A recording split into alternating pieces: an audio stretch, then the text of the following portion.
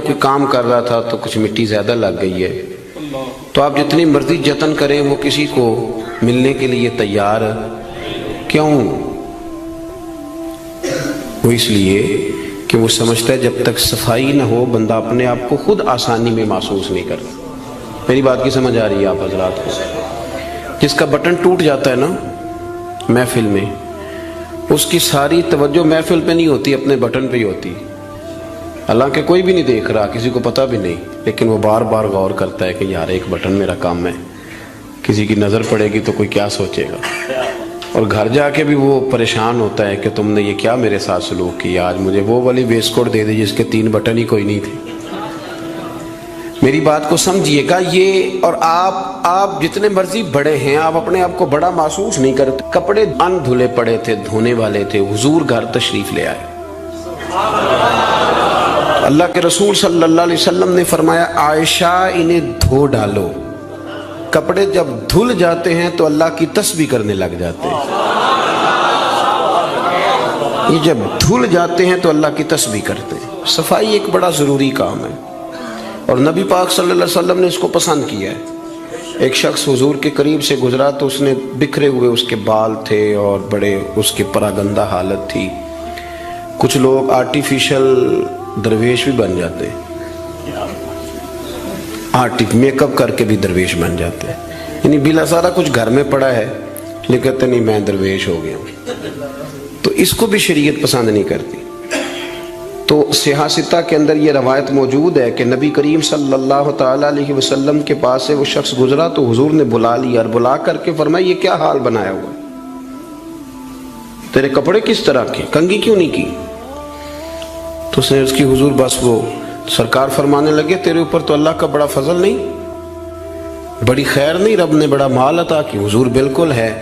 تو محبوب فرمانے لگے جا پھر جا کے اچھے کپڑے پہن، رب جب فضل کرتا ہے تو اس کا اثر دیکھنا پسند فرماتا ہے۔ پھر یہ جان بوجھ کے اس طرح کا رویہ تو نہ اپنا کہ کسی کو پتہ نہ چل جائے میرے پاس پیسے ہیں، ایسے نہ کر۔ تو صفائی ستھرائی، آپ ظاہری طور پر اگر آپ صاف ستھرے نہیں ہوتے تو آپ کسی محفل کے قابل نہیں رہتے۔ آپ 4 دوستوں کی محفل میں بیٹھنا اپنے لیے بوجھ محسوس کرتے ہیں، تکلیف ہوتی ہے کہ یار میرے کپڑے ٹھیک نہیں۔ صحیح بتائیے گا، اگر انسان کے کپڑے صاف ستھرے نہ ہوں اسے سکون نہیں آتا، تو اگر اس کے دل پہ میل کچیل ہو۔ بہت سارے لوگ کہتے ہیں مجھے سکون نہیں، لیکن ہم ڈرتے ہیں نا، ہم ان کو بتا نہیں سکتے، ڈرتے ہیں۔ بے سکونی کی کچھ وجوہات ہوتی ہیں، کچھ سبب ہوتا ہے۔ آپ کپڑے میلے تھے تو آپ بے سکون تھے، تو اگر آپ کا دل میلا کچیلا ہے نا، روح پہ کوئی دھبا لگ گیا ہے، یہ دھبے ہوتے ہیں۔ حسد ایک دھبے کا نام ہے، عداوت ایک دھبا ہے، تکبر ایک دھبا ہے، یہ سارے دھبے ہیں۔ اور بخاری میں نبی پاک علیہ السلام نے خود فرمایا جب تم گناہ کرتے ہو تو تمہارے دل پر سیاہ نقطہ لگ جاتا ہے، تو آپ اس نقطے کی موجودگی میں سکون میں رہیں، یہ کیسے ہو سکتا ہے؟ اور گناہ کی تعریف حضور نے یہ فرمائی کہ ما حاک فی صدرک، جو تیرے سینے میں کھٹکے، جو تیرے سینے میں کھٹکے، تو پریشان ہو کہ کسی کو پتہ نہ چل جائے، تو کراہت محسوس کرے کسی کا اس پر مطلع ہونا، تو ہمارے باطن کے اندر بڑی مصیبتیں، ہم حسد کرتے ہیں، بہت سارے لوگوں سے کرتے ہیں، ماننے کو تیار نہیں ہوتے، کرتے ہیں۔ بلکہ امام غزالی رحمۃ اللہ علیہ تو فرماتے ہیں کہ حسد تو پایا ہی مالداروں اور صاحب علم لوگوں میں جاتا ہے۔ وہ کہتے ہیں غریب آدمی یا ان پڑھ بندہ تو اس دوڑ میں شامل ہی نہیں ہوتا۔ اصل مسئلہ اس بات کا نہیں ہوتا کہ میرے پاس نعمت نہیں، اصل رٹا یہ ہوتا ہے کہ میرے پاس تو ہے پر اس کے پاس نہیں ہونی چاہیے تھی، ادھر کیسے چلی گئی؟ اعلیٰ حضرت بریلوی رحمۃ اللہ علیہ نے بہت ساری کتابوں کا نچوڑ ایک جملہ ملفوظات شریف میں لکھا ہے۔ اعلیٰ حضرت فرماتے ہیں حسد کرنے والا اس بندے پر اعتراض نہیں کر رہا ہوتا، حسد کرنے والا بنیادی طور پر اللہ کی تقسیم پر اعتراض کرتا ہے، اللہ کی تقسیم پر۔ ہمارے اندر یہ میل چڑھ، اور گھروں کے اندر یہ پوری ایک دوڑ شروع ہے، دیورانی کے اندر، جیٹھانی کے اندر یہ پوری دوڑ ہے، اور ایک وقت آتا ہے کہ بھائی بھائی سے حسد کرنے لگ جاتا ہے، کیسے سکون پائے گا؟ حسد ایک آگ ہے، اور ترمذی شریف کے جو لفظ ہیں حدیث کے وہ بڑے نرالے ہیں۔ نبی پاک صلی اللہ علیہ وسلم نے فرمایا حسد نیکیوں کو یوں کھا جاتا ہے جیسے خشک لکڑی کو آگ کھا جاتی، یعنی وہ کھائی جاتی ہے، لکڑی کی اپنی کوئی حیثیت باقی، تھوڑی دیر پہلے وہ لکڑی تھی اور اب وہ خاک ہے، حسد کھا جاتا ہے۔ تو اور پھر مزے کی بات یہ کہ یہاں حضور نے ایک اور بھی بات بیان کی، میں حسد نیکیوں کو کس کو کھاتا ہے؟ اس کا مطلب ہے حسد کرنے والے نیک بھی ہوتے ہیں، نیک لوگ بھی حسد، یہ سرکار نے فرمایا نا، حسد نیکیوں کو، اس کا مطلب ہے یہ حسد کرنے والے کچھ نہ کچھ نیک بھی ہوتے ہیں، نیکیاں بھی کرتے رہتے ہیں، حسد بھی کرتے رہتے ہیں۔ تو وہ ہوتا یہ ہے کہ وہ ساتھ ساتھ ضائع ہوتی ہے۔ حسد نہ کریں، رشک کریں، رشک کریں۔ آپ کہیں کیا بات ہے؟ جناب عائشہ صدیقہ رضی اللہ تعالیٰ عنہ فرماتی ہے میں نے ساری زندگی سیدہ خدیجہ الکبریٰ پہ رشک کیا ہے۔ کیا بات تھی اس عورت کی، ان کا رنگ بھی زیادہ گورا نہیں تھا، سرکار سے عمر بھی کچھ زیادہ تھی، 2 دفعہ پہلے نکاح بھی ہو چکا تھا، پر کیا قابل رشک بی ہے کہ جسے اپنی ساری حیات ظاہرہ میں میرے نبی پاک نے یاد کیا ہے۔ اب رشک کریں، کہیں کیا بات ہے، اللہ اسے دیا تو مجھے بھی دے، رشک سے۔ کنز العمال میں حدیث ہے، حضرت عائشہ صدیقہ رضی اللہ تعالیٰ عنہ فرماتی ہیں دوپہر کے وقت نبی پاک صلی اللہ علیہ وسلم کے صحابہ حضور سے ملنے نہیں آتے تھے، دوپہر کے کھانے کے بعد سرکار آرام کرتے تھے، کیلولہ فرمایا کرتے تھے۔ ایک بوڑھی آ گئی ملنے، اس وقت صحابہ نہیں آتے تھے، بوڑھی آ گئی اور دروازے پہ آ کے جب اس نے اپنی آواز نکالی نہ، پوچھا کون ہے، تو اس کی آواز، کچھ آوازیں بندہ بڑا ان کا شناسا ہوتا ہے نا، وہ بڑی ذرا ٹھہر جا مؤذن میرا دل دھڑک رہا ہے، وہ کہیں کعبہ گر نہ جائے تیری شوخ اور مست اذان سے، کچھ آوازیں بندے کے کان میں پڑتی ہیں تو مزہ آتا ہے نا۔ تو وہ خاتون باہر جب بولی تو سرکار دو عالم علیہ السلام آرام فرماتے فٹافٹ اٹھ گئے، حضور نے دروازہ کھولا، بوڑھی کو بٹھایا، کھانا کھلایا، دیر تک وہ باتیں کرتی رہی، سرکار جواب دیتے رہے۔ اور جناب عائشہ صدیقہ کہتے ہیں لوگ پہلے بھی بڑے آتے تھے پر آج ذرا انداز نرالا تھا، حضور نے بڑی محبت کی، جانے لگی تو حضور نے تحفے بھی بڑے ہی دیے، میرے کریم نے بڑا ہی پیار کیا، بڑا نوازا۔ میرے دل میں خیال آیا کہ یہ خاتون جاتی ہے، حضور بھی جائیں گے، رات کو واپس لوٹیں گے تو میں پوچھوں گی یہ کون تھی، لیکن وہ چلی گئی، حضور تو لیٹ گئے اور گہری سوچ میں چلے گئے۔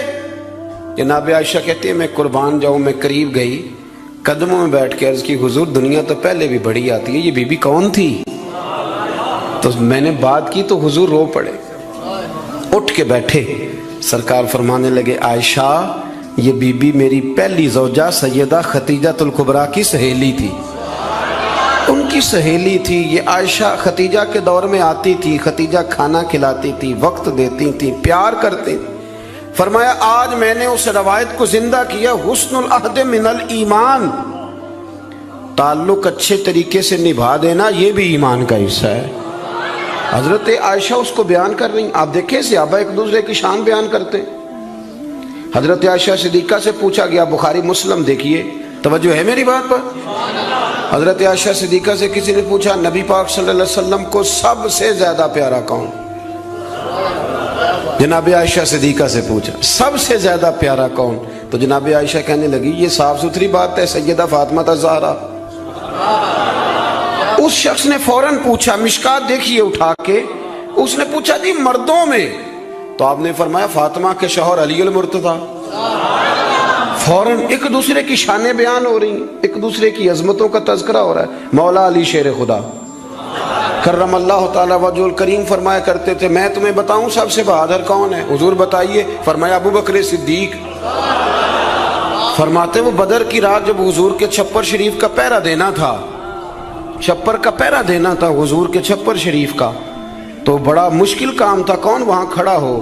تو فرماتے ہیں لوگ ابھی سوچ رہے تھے کہ وہاں کون جائے گا، سوچ رہے تھے کہ کون جائے گا، لیکن ابو بکر تلوار لے کے کھڑے ہو گئے، کہنے لگے کوئی اور کیوں جائے گا، میں حضور کے اس چھپر شریف کی پہرے داری کروں۔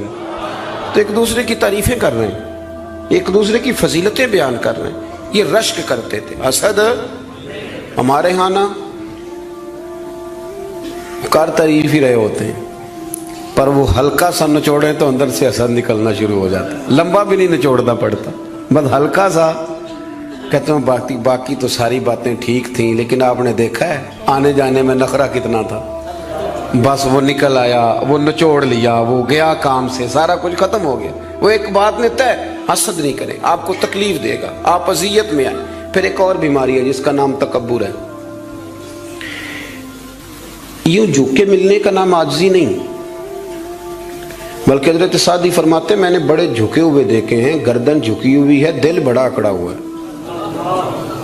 فرماتے ہیں یہ ان کی ادا ہے، یہ ادا بھی تجھ کو ہی زیب ہے، تیری عاجزی بھی فریب ہے. تو کہیں کہیں نا لوگ اس طرح بھی کرتے ہیں. عاجزی تو دل کا نام ہے کہ آپ کے اندر اخلاص کتنا ہے، آپ کتنے جھکے ہوئے ہیں، آپ کس قدر پیار کر. بہت سارے لوگوں میں تکبر ہے، مجھے مانو، مجھے تسلیم کرو. اور میں آپ کو کیا بات بتاؤں دنیاوی لوگوں کی، میں تو دینی محفل میں دیکھتا ہوں. یہ کوئی علاقے کا چودھری اگر کسی محفل میں آ جاتا ہے تو گردن اونچی کر کر کے نقیب کو دکھاتا ہے کہ میں پیچھے بیٹھا ہوں حالانکہ میں چودھری ہوں. تو اونچی کر کر کے گردن، عادت پڑ گئی نا اسٹیج پہ بیٹھنے کی، پیچھے مزہ ہی نہیں آتا. حالانکہ شان تو رب دیتا ہے. آپ جہاں بھی بیٹھے ہیں اگر آپ قابل اکرام ہیں تو پھر آپ قابل احترام ہی ہیں. لیکن یہ لوگوں پہ تسلط جما کے اپنے آپ کو، مطلب کتنا چھوٹا بندہ ہے جو کسی کے بارے میں یہ کہتا ہے کہ یہ میرا ملازم ہے. اس سے کیا ثابت کرنا چاہتا ہے وہ؟ یہ دو جملے کہہ کہ میرے پاس اتنے پیسے ہیں ملازم رکھ سکتا ہوں کیا؟ میں ایک یونیورسٹی میں گیا کچھ بیان کرنے کے لیے، تو ایک بچہ مجھے کہنے لگا پیر صاحب ایک بات بڑی دل میں پریشان کرتی ہے، کسی لبرل آدمی نے کر دی تھی تو ڈرتا میں کرتا نہیں کہیں مجھے کوئی بے ادبی نہ کہہ دے. ہمارے ہاں ایک ظلم یہ بھی ہوتا ہے کہ ادب سکھانے سے پہلے بے ادبی کا لائسنس جاری کر دیا جاتا ہے. حالانکہ پہلے ادب سکھایا جائے، پھر اگر کوئی بے ادبی کرے تو پھر اسے بے ادب. ہم ادب نہیں سکھاتے لیکن بے ادبی کا تانا فٹافٹ دے دیتے. میں نے کہا جناب آپ پوچھیں، اگر مجھے جواب آتا ہوا تو میں بتا دوں گا، نہیں تو میں کسی سے پوچھ کے بتا دوں گا. آپ بتائیے. وہ کہنے لگے جی مجھے کسی نے کہا ہے کہ نبی پاک صلی اللہ علیہ وسلم کے زمانے میں غلامی ختم نہیں ہوئی تھی. اس زمانے میں غلام بکتے تھے اور اسی طرح بکتے تھے، خریدے جاتے تھے، تو ایک آرڈر فرما دیتے غلامی ختم ہو جاتی. اور میں نے کہا یار یہ تو کوئی بڑا سوال ہی نہیں ہے، آپ بلا وجہ ڈر رہے ہیں، یہ کوئی بڑا سوال ہے.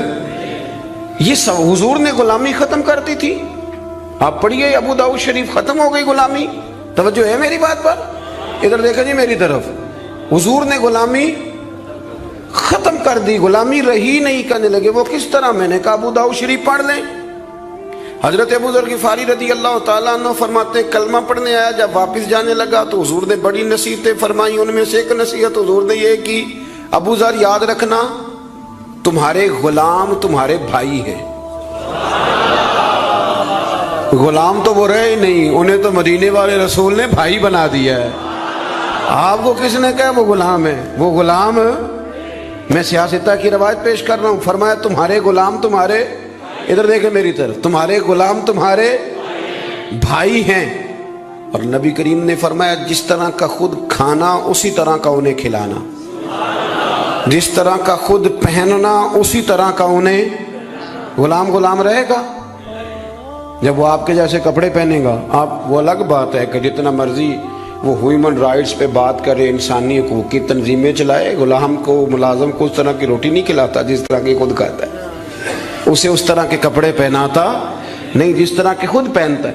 لیکن نبی پاک علیہ السلام نے یہ اعزاز فرمایا جس طرح خود کھانا اسی طرح انہیں کھلانا، جس طرح کا خود پہننا اسی طرح کا انہیں پہنانا. اور حدیث کا آخری جملہ یہ ہے کہ سرکار فرمانے لگے ان کی طاقت سے زیادہ ان پر بوجھ نہ ڈالنا، اور اگر کبھی انہیں کوئی ایسا کام بتاؤ جو ان کی طاقت سے زیادہ ہو تو پھر اس کام میں ان کی مدد بھی کرنا. مجھے بتلائیے غلام تو غلام رہے نہیں، حضور نے تو سیٹ ہی ختم کر دی، انہیں بھائی بنا دیا ہے. وہ تو سیٹ ہی ختم ہو گئی، تو آپ یہ کیسے کہہ سکتے ہیں کہ غلامی ختم نہیں ہوئی؟ حضور نے تو انہیں بھائی بنا دیا. بھائی ہمارے ہاں نا بڑا مزہ آتا ہے یہ کہہ کہ میرے 6 ملازم ہیں، بڑا مزہ آتا ہے. اور بڑا بندہ راضی ہوتا ہے جب وہ گاڑی میں بیٹھا ہوتا ہے تو 15 بندے آگے دوڑ رہے ہوتے ہیں، اس کو بڑا لطف آ رہا ہوتا ہے. لیکن اسے نہیں پتا کہ اس کے اندر تکبر آ گیا. اب اس کے اندر ایک چیز پیدا ہو گئی جو اسے خراب کرے گی، وہ پھر کرسیاں ڈھونڈتا پھرے گا، اسے کہیں مزہ نہیں آئے گا۔ وہ نورانی محفل کے اندر بھی، روحانی محفل کے اندر بھی وہ تلاش کرے گا کہ کوئی مجھے جان لے، کوئی مجھے پہچان لے۔ وہ ہر جگہ پروٹوکول کا عادی ہو، اسے بیماری لگ جائے، کسی جگہ قرار نہیں پائے گا۔ وہ کہے گا پتہ نہیں مجھے سکون کیوں نہیں آ رہا۔ بھائی سکون تو آتا ہے چھپ جانے میں، سکون تو جاتا ہے کسی کونے میں جا کے اللہ اللہ کرنے میں، کسی کونے میں۔ بابا بلے شاہ صاحب، بابا صاحب رحمۃ اللہ علیہ فرماتے ہیں میں نے اعتکاف کبھی قصور میں نہیں کیا، اس گاؤں میں جاتا تھا جہاں مجھے جانے کوئی نہ، چلو 10 دن تو میں الگ ہو کے اللہ اللہ کر لوں۔ کہتے میں وہاں جا کے اعتکاف کرتا تھا، یہاں تو سارے ہاتھ چومنے والے تھے، اکثر کہا کرتے تھے اٹھ بلیا چلو تھے وسیے جتھے وس دینی سارے انے، اٹھ بلیا چلو تھے وسیے جتھے وس دینی سارے انے، نہ کوئی ساڈی ذات پچھانے نہ کوئی سانو منے۔ کبھی ایسی جگہ بھی تو جانا چاہیے نا۔ اور بڑے ناز سے میری طرح کے بندے بھی کہہ رہے ہوتے ہیں تسی وہ تو کونے تو آ کے میرا نام پوچھے پہنچ جاؤ گے۔ وہ کبھی اپنے آپ سے پوچھ تو صحیح کہ یہ تو کہاں مبتلا ہو گیا، یہ شہرت، یہ شور شرابے، یہ آنا جانا۔ مزہ تو تب ہے کہ صبح قیامت آپ کو پردوں میں ڈال کے کہہ دیا جائے کہ جا تیری پردہ پوشی کی، تیرا عیب نہیں کھولے جائیں گے، بغیر حساب جنت میں چلا جا۔ یہاں یہ شور کرنا، اپنا آپ دکھانا، اپنا آپ بتانا، یہ تو علامت تکبر ہے۔ تھوڑا سا نیچے رہیں۔ یہ ہوتا ہے کئی دفعہ کہ انسان کچھ اللہ تعالیٰ اسے وقار دے دیتا ہے تو اس کا قد اونچا ہو جائے، اس کی سیٹ اونچی ہو جائے، لیکن دل اس کا سکون میں رہے۔ امام غزالی روایت لائے ہیں، حضرت حذیفہ بن یمان رضی اللہ تعالیٰ عنہ فرماتے ہیں میں اپنے قریب محبوب علیہ السلام کے ساتھ نہ سفر کر رہا تھا، گرمی کا موسم تھا، سفر کرتے کرتے کرتے کرتے ہم ایک باغ کے قریب سے گزرے تو سامنے کنواں نظر آیا۔ حضور فرمانے لگے حذیفہ یار گرمی بڑی ہے، غسل نہ کر لیں؟ میں نے کہا حضور بڑی بات ہے، کر لیں۔ کہتے ہیں سرکار کنویں کے قریب گئے تو کپڑوں سمیت غسل کرنے لگے، پھر بھی مجھے فرمایا کہ ذرا چادر نہیں تان لیتے؟ میں ذرا پسند نہیں کرتا کہ یہ گرمیوں میں ہمارے بچے جس طرح کا لباس پہنتے، یہ تہذیب کے مطابق نہیں، تہذیب کسی اور چیز کا نام ہے۔ آپ ذرا کھلا لباس پہنیں اور آپ ذرا کچھ چیزوں کو چھپائیں، آپ مہذب لگیں گے، آپ مناسب لگیں گے۔ کالی بنیان پہن کے تو گلی میں نکل جانا، گلی میں کیا گھر میں بھی بیٹیاں ہوتی ہیں، بہنیں ہوتی ہیں، کیوں اس طرح کا لباس پہنتے ہیں جو غیر مناسب محسوس ہو؟ حضرت حذیفہ بن یمان رضی اللہ تعالیٰ عنہ فرماتے ہیں حضور کپڑوں سمیت غسل فرما رہے تھے، پھر بھی مجھے فرمایا چادر تان لو۔ توجہ ہے میری بات پر؟ یہ نوجوان ذرا زیادہ غور کریں کیا عرض کر رہا ہوں۔ کہتے میں چادر تان کے کھڑا ہو گیا، حضور غسل کرنے لگے تو پانی ٹھنڈا تھا، گرمی بھی بڑی تھی، حضور کو نہ ذرا لطف آیا تو فرمانے لگے تھوڑا اور نہ نہا لوں؟ میں نے کہا حضور نہائیں۔ کہتے ہیں سرکار کو اور لطف آیا، فرمانے لگے ذرا اور نہ نہاؤں؟ میں بڑا مطمئن تھا، بڑا راضی تھا کہ مجھے نوکری کا موقع مل رہا ہے۔ کہتے ہیں ایک دو دفعہ سرکار نے فرمایا، پھر حضور بس کرنے لگے تو میں نے کہا حضور تھوڑا اور غسل فرمائیں، گرمی بڑی ہے۔ کہتے سرکار اور غسل کرنے لگے، خاصی دیر حضور نہائے، غسل فرمایا، فارغ ہو گئے نا جب، میرا کلیجہ بڑا ٹھنڈا تھا کہ میں نے نوکری کر لی۔ جب فارغ ہو گئے تو حضور مجھے فرمانے لگے چل اب تو غسل کر۔ اگر روٹی بچ جائے تو بندے ڈرائیور کو بھیج دیتے ہیں، اگر کبھی بچ جائے۔ چلیں آپ نے کون سا مجھ سے ناراض ہونے، آپ تو اپنے ہیں۔ اگر کوئی دیگ بڑھ جائے تو مدرسے بھیج دیتے ہیں کہ وہ اس کو کہتے آپ یہی ہیں کہ اس کے پیروں کے نیچے فرشتے پر بچھاتے ہیں، یہ بھی آپ کہتے ہیں کہ حافظ جی آپ کی بڑی شان ہے، آپ نماز پڑھاتے ہیں، پر دیگ وہ بھیجنی ہے جو بچ گئی، وہ آپ بھیج دیں۔ بچ گئی ہے، وہ زیادہ تھی تو ہم نے کہا چلو بچوں کو دے دیتے۔ یہ اعزاز نہیں دیا، دیگ دے دی پر آپ نے عزت نہیں دی، وقار کا مزہ نہیں آیا اس کا، یہ کوئی سرور والا کام نہیں۔ میرا ایک دوست مجھے ایک دن کہنے لگا حضرت جی اگر کوئی ٹائم ملا نہ نکلا تو میں آؤں گا۔ میں کہا یار نہ یہ دا کوئی مزہ ہے، ساڑھے کو تو ٹائم کٹ کے آنا یار، حد ہو گئی۔ تو کہے کہ میں بڑا مصروف ہوں پر آپ حکم تو کرے، میں سویرے ہی آیا۔ یہ کیا بات آپ نے، اسی کو بچے کچھ ٹائم آ لیا ہمارے پاس تو آ، تھوڑا سا سارا کچھ چھوڑ چھاڑ کے پتہ چلے کہ تو آیا ہے۔ میری بات کی سمجھ آ رہی ہے؟ میرے عزیز بات کو سمجھنا ہے آپ نے حضرت حذیفہ بن یمان رضی اللہ تعالیٰ عنہ فرماتے ہیں کہ جب حضور غسل فرما چکے تو کہنے لگے اب تو غسل کر. کہتے ہیں میں غسل کرنے لگا تو سرکار نے فرمایا چادر مجھے دینا میں تان کے کھڑا ہو جاؤں. یعنی نبی کریم کی بات کر رہا ہوں. وہ ساری زندگی پیر صاحب نوکری کراتے رہتے ہیں, مرید پہ چڑھ جائے نا قرضہ تو کہتے ہیں اس کا ذاتی معاملہ ہے. تو جب تیرے گھر جھاڑو دے رہا تھا پھر نہیں ذاتی معاملہ تھا؟ تھوڑی تو بھی پیار کر لے, کبھی تو بھی ان کے ساتھ کہہ. وہ میرے ایک دوست ہیں پیر صاحب, تو عرس پہ میں گیا ہوا تھا تو ان کا بچہ وہ اپنے بیٹے سے پوچھتے ہیں کہ پتر وہ دال والا جو دیگ ہے وہ گرم ہی ہے نا؟ کہنے لگا ابا جی بس ٹھیک ہی ہے چل جائے گی. یعنی گرم کرنا بھی پسند نہیں صاحبزادے کے لیے. ابا جی چل جائے گی. تو پیر صاحب نے بڑا اچھا جملہ کہا, کہنے لگے پتر جب تو مریدوں کے گھر جاتا ہے تو تیرے ساتھ یہ سلوک کرتے ہیں؟ اس طرح تو نہ کر یار, کم از کم تیرا زور لگے گا ایک آرڈر ہی کرنا ہے ذرا گرم ہو جائے. پر ہم سمجھتے نہیں نا چیزوں کو. الا ماشاءاللہ اچھے لوگوں کی بات نہیں کرتا. میرے بھائی حضرت حذیفہ بن یمان رضی اللہ تعالیٰ عنہ فرماتے ہیں قربان جاؤں کریم رسول نے چادر تان لی, میرے لیے چادر تان لی, میرے لیے. تو امیر حرم میں فقیر بے نوا, تو کجا من کجا. یعنی میرے لیے چادر, میں گلیاں دا روڑا کوڑا تے میں نو محل چڑھایا ہے سانیاں. حضور نے چادر تان لی, کرنا غسل. اگر مجھے گرمی لگ رہی ہے تو تجھے بھی تو لگ رہی ہے نا. حضرت حذیفہ بن یمان کہتے ہیں میں نے کہا حضور میں بغیر چادر کے. فرمایا نا میں کھڑا رہوں گا, تو کر غسل. حضرت حذیفہ بن یمان کہتے ہیں تھوڑا سا غسل کر کے میں نے چھوڑ دیا. حضور فرمانے لگے نہیں اور نہا ذرا. کہتے ہیں میں نے عرض کی یا رسول اللہ صلی اللہ علیہ وسلم میں نہا لیا. فرمایا نہیں تھوڑا اور غسل کر.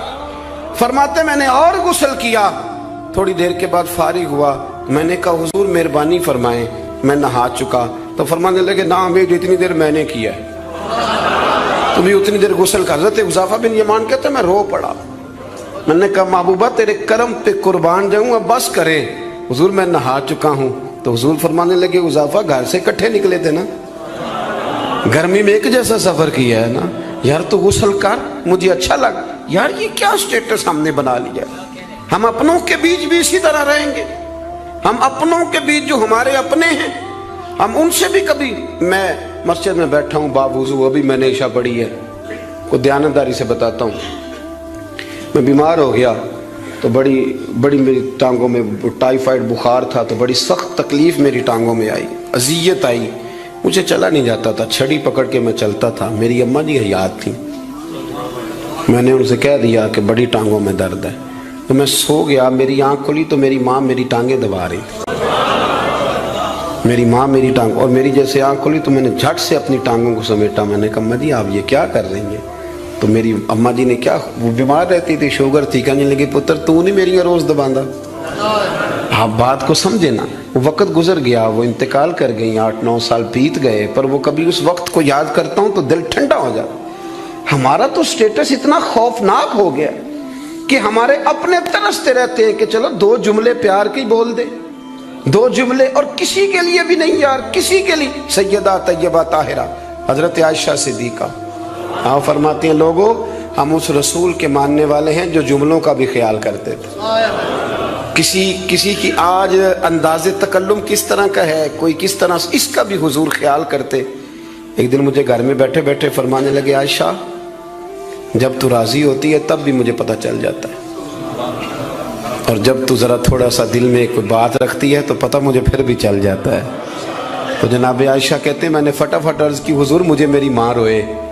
میں اور آپ کے فرمایا چپ کر ذرا سن تو لے, پہلے ذرا سن تو صحیح نا, ذرا سن یا رسول اللہ حکم کریں. تو محبوب فرمانے لگے کبھی کبھی کسی دوسری بیوی کے پاس ذرا وقت گزاروں تو تیرے دل میں بات تو آ ہی جاتی ہے نا, ذرا سن نا, حضور حکم کریں.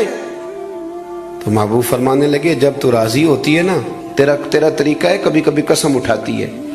جب تو ہوتی ہے نا مجھ سے ناراض تو کہتی ہے مجھے ابراہیم کے رب کی قسم, مجھے حضرت ابراہیم علیہ السلام کے رب کی قسم. اور جب تو راضی ہوتی ہے تو فرماتی ہے مجھے محمد عربی کے رب کی قسم. میں سمجھ جاتا ہوں کہ آج کوئی بات. جناب عائشہ کہتی ہیں میں بڑا روئی.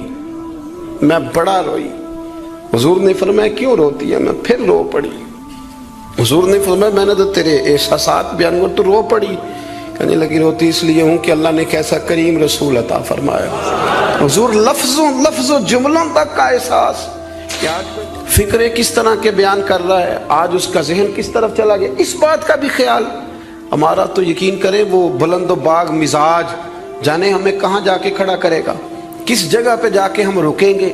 بڑا شوق ہے لوگوں کی گردنیں جھکانے کا، بڑا ہمیں شوق ہے، یہ میرا ملازم ہے، گھر میں بھی گئے ہیں تو 2-4 بندے کھڑے ہونے چاہیے اعزاز کے لیے، تھوڑا سا جھکے تو صحیح، تھوڑا پیار کرنا تو شروع کریں، تھوڑا یہ آپ کی گردن دیکھیں نا، جو بالکل اکڑ جائے وہ مردہ ہوتا ہے، اور جس میں کچھ نہ کچھ لچک ہو وہی تو زندہ ہوتا ہے۔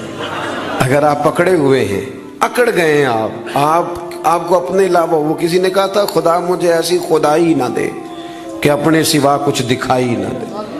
کیا لے کے جانا ہے اس دنیا سے اگر آپ چند منٹ کسی سے پیار ہی نہیں کر پائے، کسی کا احساس ہی آپ کی طبیعت میں نہیں آیا، آپ کو ذرا خیال ہی نہیں آیا کسی کی بابت، لیکن ہمارا وہ احساس کدھر گیا؟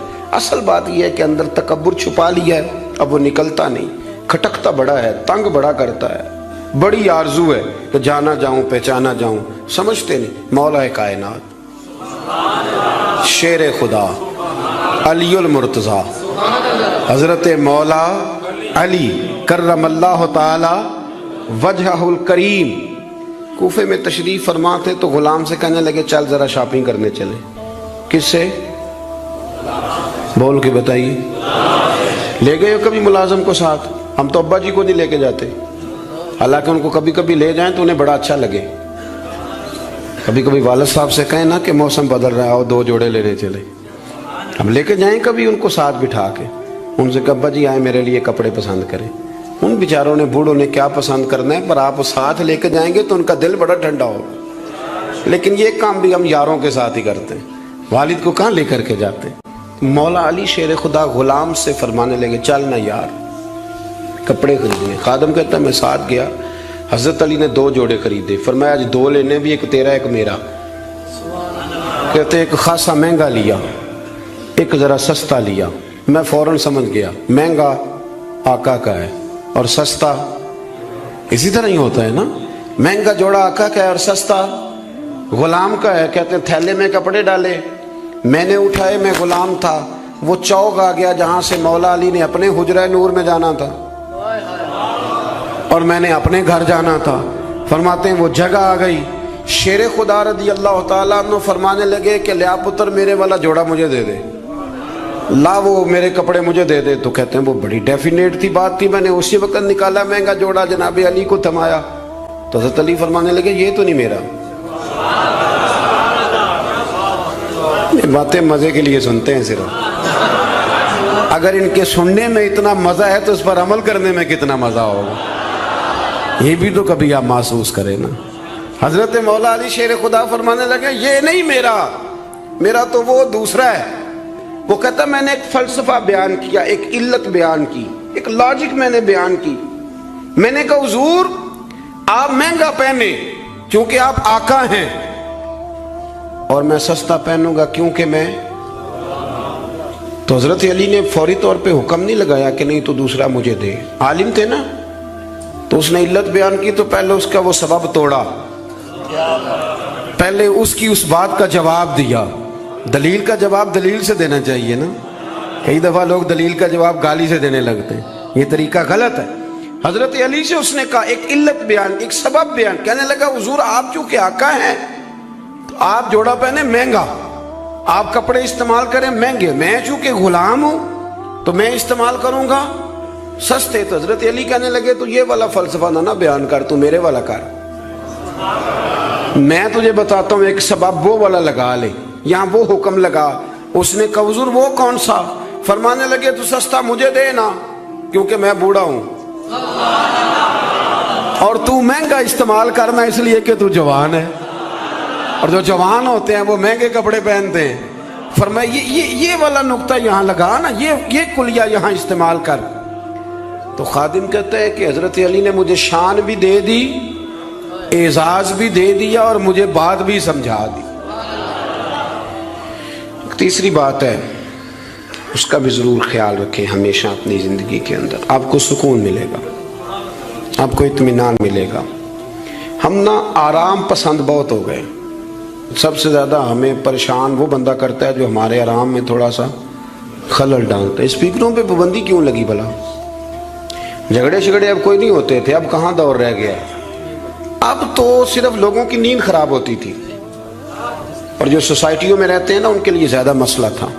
ہم ذرا سا بھی اپنی نیند قربان کرنا، اپنے اوپر تھوڑا بوجھ لینا پسند نہیں کرتے.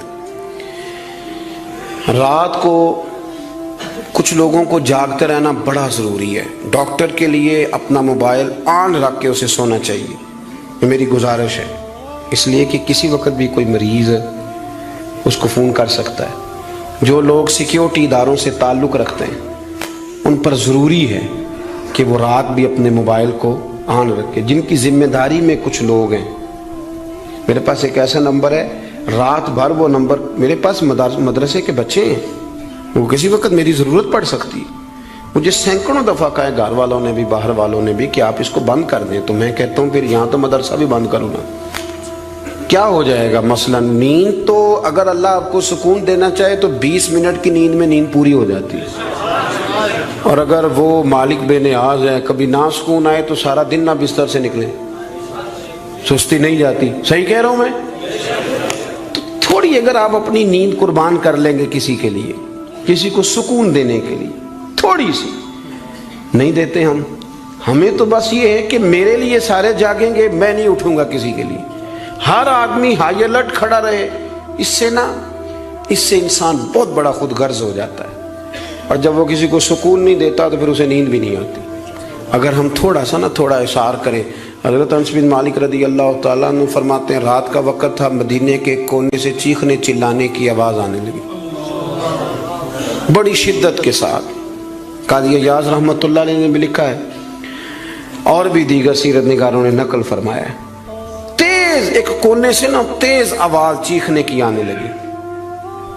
فرماتے ہیں سب لوگ جمع ہو گئے جن کے کانوں میں آواز گئی.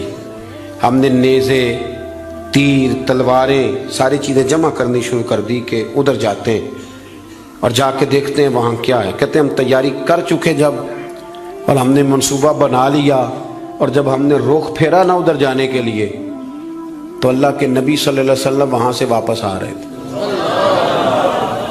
اور کہتے ہیں حضرت ابو طلحہ انصاری رضی اللہ تعالیٰ عنہ کے گھوڑے پر آپ سوار تھے، اور گھوڑے کی پشت پر کوئی اور چیز نہیں تھی، یعنی کوئی کجاوا نہیں ڈالا، کوئی کپڑا نہیں ڈالا، ننگی پشت پر حضور سوار تھے. ہاتھ میں ایک نیزہ تھا، اور حضور اکیلے گئے، اکیلے واپس آئے، اور آ کے فرمایا بھی سو جاؤ سو جاؤ، کوئی پریشانی کی بات نہیں. وہ جانور لڑ پڑے تھے، میں دیکھ آیا ہوں، کچھ بھی نہیں ہے، سارے آرام سے سو جاؤ، کوئی ایسا مسئلہ نہیں. حضرت انس کہتے ہیں باقی تو ساری دنیا سو گئی تو میں ساری رات سوچتا رہا کہ محبوب تو ہماری سوتے ہوئے بھی نگہبانی فرماتے. جو حضور سب سے پہلے چلے گئے، دیکھ کے لوٹ بھی آئے، اس کا مطلب ہے کہ سرکار جاگ رہے تھے. حضور نے ویسے بھی فرمایا ہے کہ میری آنکھیں بند ہوتی ہیں، دل میرا بیدار ہی رہتا ہے. آپ یقین کریں اتنی خود غرضی، وہ پھر آہستہ آہستہ وہ خود غرضی. ہم پہلے خود غرض ہوتے ہیں، اپنے ابا جسے کہتے ہیں کہ اب میرا گزارا نہیں ہوتا، میرے بھی بچے ہیں. یہاں سے ہم آغاز کرتے ہیں خود غرض ہونے کا. پھر کچھ عرصے کے بعد ہمارے بچے ہمیں کہنا شروع ہو جاتے ہیں کہ ابا جی اب ہمارا گزارا نہیں ہوتا، ہمارے بھی تو بچے ہیں. پھر وہ کبھی گونجتا ہے ہمارے کانوں میں ہمارا اپنا قول جو ہم نے کبھی کیا تھا اپنے والد کے لیے. اپنی زندگی میں اگر آپ عاجزی لے آئیں، انکساری لے آئیں، حسد چھوڑ دیں، پیار لے آئیں، رشک لے آئیں، اپنی زندگی کے اندر تھوڑا سا کسی کے لیے احسار کرنا شروع کر دیں، قربانی دینا شروع کر دیں، تھوڑا سا اپنے اوپر ہلکا سا بوجھ ڈالیں، تو شاید وجود تھوڑی دیر کے لیے تھک جائے لیکن روح کو بڑی آسودگی حاصل ہوگی، دل آپ کا سکون میں آ جائے گا. آپ ایسے محسوس کریں گے کہ میں اصلاح پذیر ہو گیا ہوں، میرے باطن کے اندر جو میل کچیل تھے وہ چھٹنے لگے، وہ دھبے اب آہستہ آہستہ کر کے دور ہونے لگے. آپ کی اس محفل میں بھلا مہمان خصوصی کون ہے؟ یہ بزرگ مشائخ تو آئے ہیں، ہماری سرپرستی کر رہے ہیں، لیکن اس محفل کا سب سے خاص بندہ وہ ہے جس نے محفل سے پہلے مسجد میں جھاڑو دیا، جس نے صفیں بچھائیں، جس نے اشتہار لگایا، جس نے جذبہ کا اظہار کیا. اس بیچارے کی شاید فوٹو بھی نہ آئے، شاید بہت سارے لوگوں سے جانے بھی نہ، لیکن میں نہیں جانتا، حضرت نہیں جانتے، مفتی صاحب نہیں جانتے، پر جس رب رسول کے لیے کیا وہ تو جانتے ہیں نا۔ اچھا وہ میں نے اس طرح کے کارکنوں کو اکثر دیکھا ہے کہ وہ دور کھڑے مسکرا رہے ہوتے ہیں محفل کو دیکھ دیکھ کے، میرا جلسہ بڑا کامیاب ہو گیا، دیکھو جی میری محفل۔ ان کو جو آسودگی حاصل ہوتی ہے نا دوسروں کو صفحے بچھا کے دینے میں، اعزاز دینے میں، محنت کرنے میں، شہرت تو کسی اور کی ہوئی، پوسٹر پہ نام تو میرا لگا، فوٹو تو میری لگی، اس بندے نے کیا کمایا؟ اس نے اپنے دل کا سکون حاصل کیا، اس نے راحت کمائی، وہ ٹھنڈا ہوا، اسے اللہ تبارک و تعالیٰ نے سکون کی دولت دی۔